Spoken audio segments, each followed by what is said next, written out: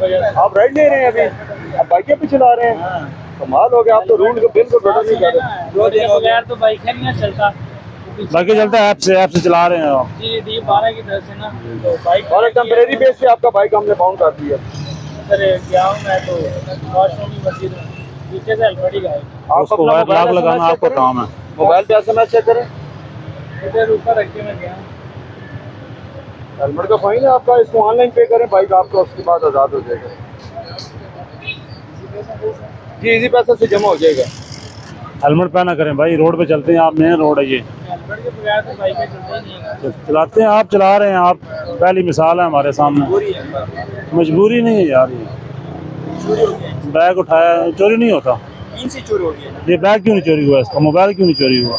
ये सामने रखता है, रखता नहीं है सामने, साथ बाहर लॉक लगाना होता है। समझ आई नहीं मोबाइल रखने के लिए। जी। चलिए इसको ऑनलाइन पे करें। जब हेलमेट लटकाया जाता है साथ बाहर लॉक लगाया जाता SMS आ गया आपको? है। अभी हेलमेट 2-3 हज़ार का हेलमेट है, 300-400 रुपये का लॉक मिल जाता है।